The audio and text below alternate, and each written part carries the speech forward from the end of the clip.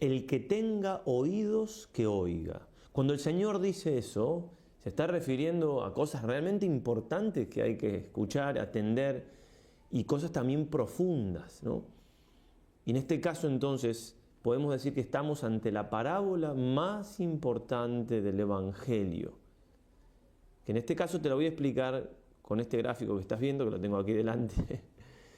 Obviamente que no te voy a enseñar a dibujar, ese talento no lo he recibido, como puedes comprobar, pero sí, entonces vamos a tratar de explicar esta parábola siguiendo, ¿no?, con esto de que el Señor quiere sembrar en nuestro interior su palabra, ese campo interior, esa siembra divina. Hablábamos en el video anterior, si no lo has recibido, te lo dejo aquí, justamente de que esa vida interior que tenemos hay que redescubrirla.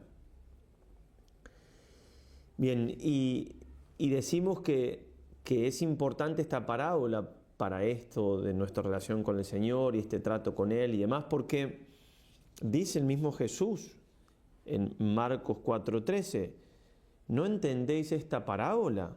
¿Cómo entonces comprenderéis las demás parábolas? Es decir, como que de algún modo bastante claro se está diciendo, no sé el Señor, esta es la primera que hay que entender. Y entonces vamos a abocarnos a esto, a entender un poco más, venimos hablando de eso ya. En este caso vamos a tener presente que tenemos enemigos. Es así, hay dificultades en la vida, lo podemos ver en la vida de todos los días. Para todo hay dificultades, cualquier proyecto que uno quiere emprender, cualquier cosa, siempre hay dificultades. Bueno, aquí también hay dificultades, aquí también hay enemigos en este terreno que quiere recibir la palabra de Dios, esa semilla. Hay piedras, hay espinas, hay sequedad. Entonces, tratemos en lo que nos deje el Espíritu Santo, tanto a mí para darlo a entender, como a cada uno de ustedes para poder recibirlo. Tratemos de ver esto en orden justamente a poder, cuando enfrentemos estos enemigos, poder vencerlos, poder tenerlos presentes ya de entrada. Cuando el Señor da la parábola del sembrador, dice, antes de explicarla, vosotros pues escuchad la parábola del sembrador, ¿no? Como diciendo, bueno, ahora se las voy a explicar. Bueno, escuchemos. La semilla se siembra, dice el Señor, en algunos casos, a lo largo del camino. Y dice Jesús, son aquellos que oyen, ¿no? Siempre está en esto de que el sembrador siembra, Dios, Jesús nuestro Señor siembra en el campo, nuestro interior. Siempre hay que oír la palabra. Eso nos puede servir, hago paréntesis, cuando queremos darla a los demás. Yo soy el instrumento que el Señor está usando para que otro reciba su palabra. Bien, pero dice el Señor, oye la palabra del reino, pero siempre hay un pero, siempre hay un obstáculo, siempre hay... ¿Cuál es ese pero en este caso? No la comprende. No la comprende. Entonces viene el maligno y arrebata lo sembrado en su corazón. Eso es a lo largo del camino. Podemos decir que en este caso hay una sequedad, hay una aridez. ¿En qué sentido? No me importa lo que dice el Señor, lo oigo, pero me entra por un oído y me sale por otro. Porque no comprender la palabra, cuando realmente es sencilla, justamente el Señor nos habla muy sencillo, nos habla en parábolas, en ejemplos, para que nosotros podamos de las cosas conocidas llegar a lo desconocido. Y si bien es profundo, no es difícil de entender cualquier persona sencilla que ame al Señor. Vamos a ver después de explicar esto más adelante en el video, vamos a explicar cuál es el problema de nuestro obrar con relación a este amor que tenemos que tener al Señor. Pero ahora digamos que San Juan Crisóstomo dice, no comprende la palabra de Dios quien no ama a Jesús, quien no le importa, quien no presta atención. Por eso una aridez, un sentido, bueno, un camino no tiene nada para recibir una semilla, ¿no? Está hecho para otra cosa el camino, para pisar, está muy duro, no hay forma. Una sequedad absoluta de todo lo que tiene que ver mi trato con lo. Por eso digo, el primer video también ese mundo interior, descubrir el mundo interior, ya implica que ya tenemos la disposición de recibir la semilla, es decir, que la palabra de Dios la vamos a tratar de entender. Bueno, entonces ahí tenemos que hacernos la primera pregunta, digamos. ¿Me importa lo que dice Jesús o no? Y seamos sinceros, ¿todo lo que dice Jesús me importa? O cuando habla cosas, diríamos, bonitas, que me suenan bien al oído, sí, pero si no... Hay cosas que dice Jesús que son muy ciertas, pero que nos pueden doler, y a veces las tenemos como... Porque si no nos importa lo que dice, como hay enemigos, en este caso el primer enemigo que pone el Señor es un enemigo personal, que tiene inteligencia y voluntad, y es el demonio. Lo dice Jesús. En este mundo no gusta hablar de que cómo, no, la nueva era, en definitiva son energías negativas, positivas, hay una falta de coordinación con el medio ambiente, con el universo. Es una cosa. Nosotros le creemos a Jesús, le damos importancia a Él. Entonces Él me dice, el enemigo, el demonio arrebata, viene el maligno y arrebata lo sembrado en su corazón. ¿Creemos que existe el demonio? No, yo creo que sí, pero como esto también está hecho en preparación para gente que a lo mejor existe el demonio. Y si no, vayan a un exorcismo, pidan permiso a un exorcista y vayan a ver. Existe el demonio. Y nuestra lucha, está en Efesios 6:12, si mal no recuerdo la cita, no es contra la carne y la sangre, es contra las potestades, los dominadores de los aires. Existe una lucha, está en la Escritura, poner enemistad entre ti y la mujer, entre su linaje y el suyo. Es muy sabido que la estrategia del demonio es que no pensemos que existe, sino que... Y a veces se dice desde la misma iglesia, lamentablemente, hay de todo en la viña del Señor. Por eso, para contrarrestar esto, démosle importancia a la palabra del Señor, para que no venga el demonio y la arrebate. ¿Cómo la arrebata? Con un pensamiento contrario, porque cuando no tenemos algo firme en nosotros, cualquier pensamiento contrario, cualquier cosa... Bueno, primero entonces... en el camino. Tratemos de no ser, que nuestro interior no sea ese camino, es decir, como que no hay nada en nuestro interior, no hay nada para recibir la palabra, no nos importa nada las cosas, no. Hagamos lo posible para que eso no sea así.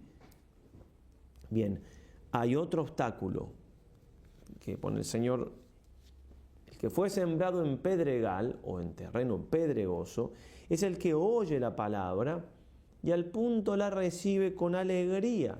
¿Sí? Entonces, en el otro lo oyó, pero quedó ahí, entró y salió por un oído, el otro no. En este caso, el pedregal sí la recibe con alegría. Hay una recepción, hay cierta importancia en la palabra, porque la recibo, pero no tiene raíz en sí mismo.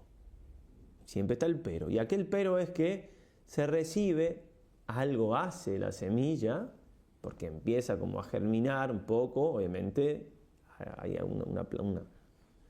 sale el tallo ahí, una hojita, pero no tiene raíz.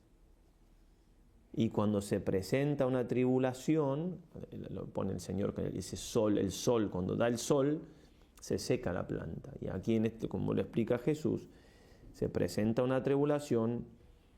También dice Lucas la hora de la prueba en general, ¿no? Tribulación, persecución, dirá Marcos y Mateo. Lucas dice la prueba, a causa de la palabra, sucumbe enseguida. La plantita le da el sol y se seca. Entonces, a veces nos puede pasar que sí, queremos vida espiritual. O sea, la vida espiritual nos suena bien, la interioridad, pero no queremos compromisos, ¿no? Espiritualidad sí, pero algo que implique compromiso, que implique algo que yo debo hacer, o alguna responsabilidad que asumir, o alguna religión. No. Solo bueno, es ir a mi manera, ¿no? A mi modo, hacer lo que me parece. Y en definitiva es no escuchar a Jesús del todo, es simplemente escuchar, bueno, como un barnicito. Por eso no hay raíz, es una cosa superficial, la superficialidad tan propia de los tiempos que vivimos. Entonces unas palabritas que me gustan, que Dios es amor, sí, que quién va a negar eso, Dios es amor, todas palabras bonitas, sí, vivir la paz, la alegría, y estar en paz con todos, y bueno, hasta ahí, pero eso no alcanza, porque tiene que echar raíz en nosotros la palabra, y echar raíz significa tomármelo en serio, con responsabilidad. No solamente una espiritualidad vaga, es una revelación de parte de Dios y que yo tengo que asumir como tal. Si no, entonces tenemos este obstáculo y el terreno pedregoso es nuestra alma que no termina de hacer germinar y de dar fruto. Con esta intención Dios quiere sembrar en nosotros, Dios quiere sembrar en ti. Dios quiere que dé fruto, Dios quiere que seas feliz, que seas santo, santa, que te vayas al cielo, que ayudes a otros al cielo, pero tienes que recibir la palabra con la importancia que se merece y que entonces se enraíce. Acá tenemos un obstáculo que es, el Señor dice, el sol, ¿no?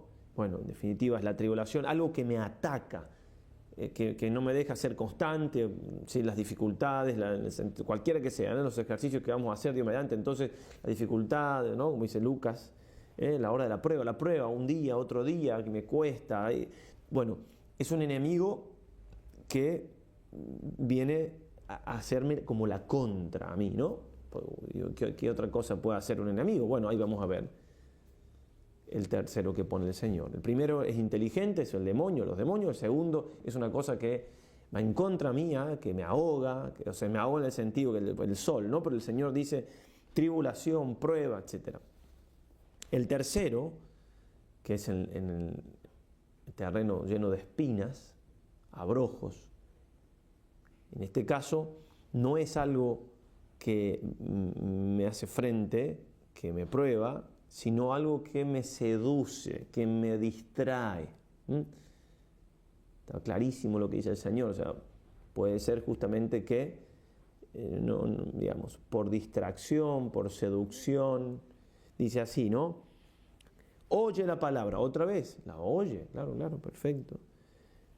Y la recibe también más que el primero, es decir, que no es el camino, hay una interioridad, incluso si se quiere, habría que ver, no tengo la autoridad, pero habría que leer quizá los padres de la iglesia, porque parecería entonces que aquí hay un poco más de raíz que en la segunda, ¿no? Porque no dice que no tenga raíz. Entonces a lo mejor incluso no solamente la recibe con alegría, sino que va echando algo de raíz, esta semillita. Pero las preocupaciones del mundo, la seducción de las riquezas ahogan la palabra y queda sin fruto. La seducción de las riquezas, las preocupaciones, ¿sí? ¿Dónde está mi atención? En las cosas de la vida, en los problemas, siempre ahí y no en el Señor. Me seducen las cosas del mundo, me seducen, me atraen y me hacen irme del camino, de lo que Dios me pide. Entonces la plantita surge, tiene algo de raíz, pero hay otras plantas al lado que no la dejan crecer y la terminan ahogando.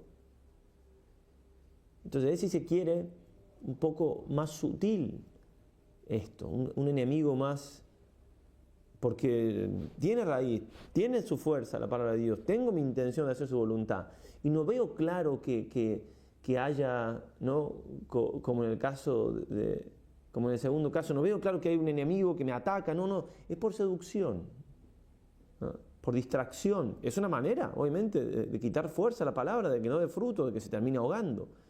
Escuché alguna vez, no es que he hecho un estudio, nada, pero alguna vez me lo dijo un misionero o alguien con cierta autoridad, si no me acordaría, que el gobierno chino se había dado cuenta que para seducir a los sacerdotes de la iglesia clandestina, bueno, ahora no existe más la iglesia clandestina, o sea, bueno, ese tema es largo, ¿cierto? Pero cuando existía la iglesia católica, apostólica y dependía directamente del Vaticano, entonces se los seducía, primero los atacaban, los perseguían, se dieron cuenta que era más efectivo, en lugar de perseguirlos, seducirlos con cosas, regalarles un coche, un auto, esto, lo otro, y terminaban aflojándolos. Eso es lo que nos puede pasar con la palabra.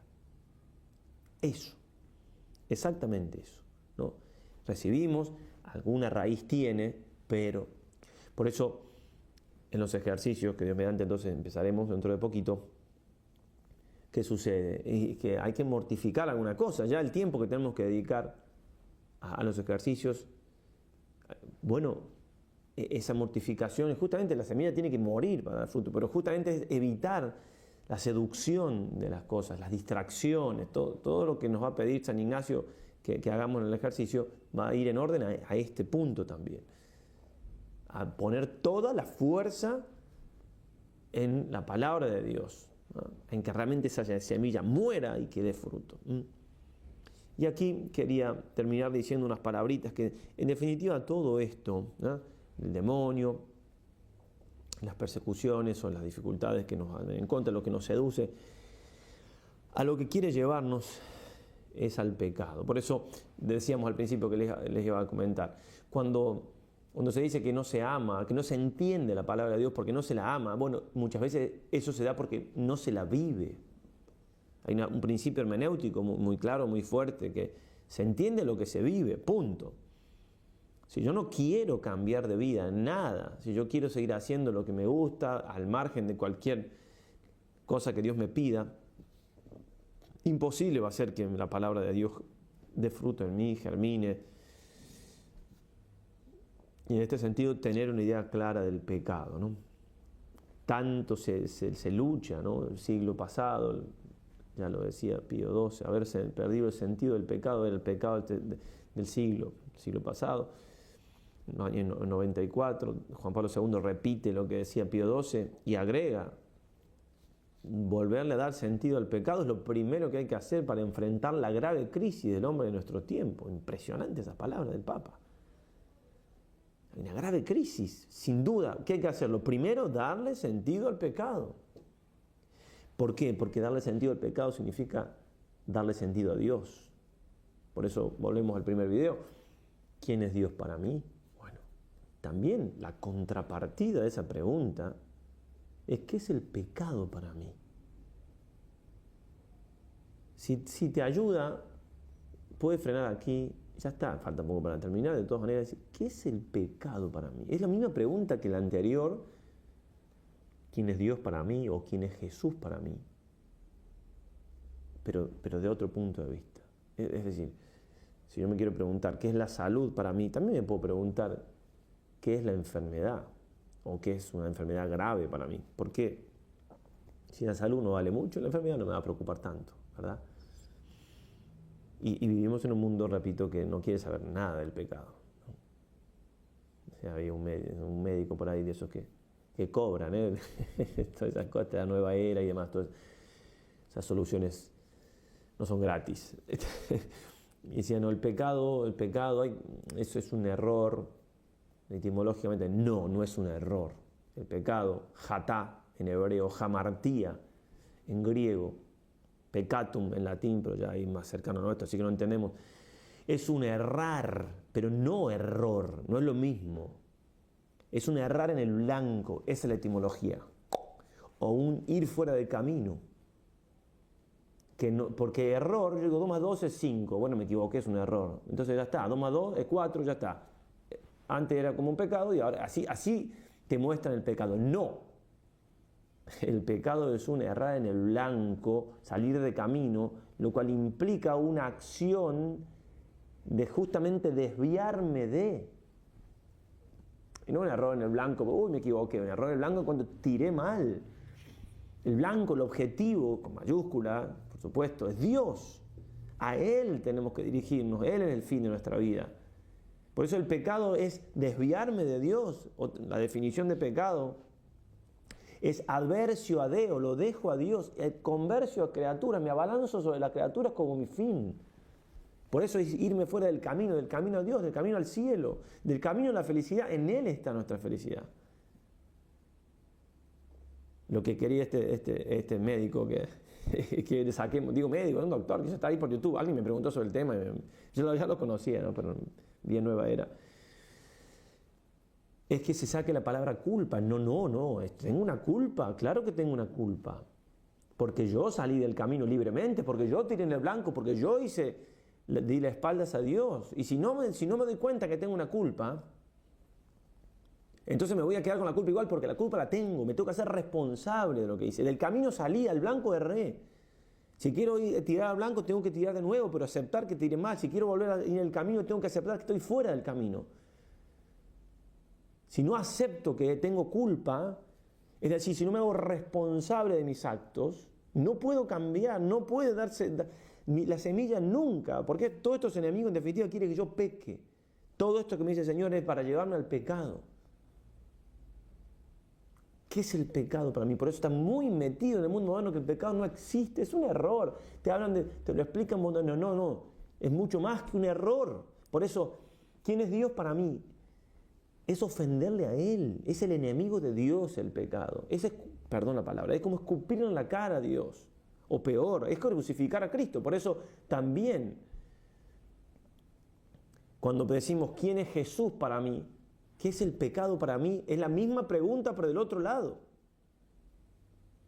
Porque tiene una relación directa con Jesús y por eso el Señor muere en la cruz. Entre otras cosas, para explicarme la gravedad del pecado, podría habernos salvado sin morir en la cruz. Pero además de mostrarnos el gran amor que tiene para con nosotros, quiere mostrarnos cuán grave es el pecado. Ruega por nosotros ahora y en la hora de nuestra muerte, decía ese grupo de amigos de esa mujer que dejó la nueva era.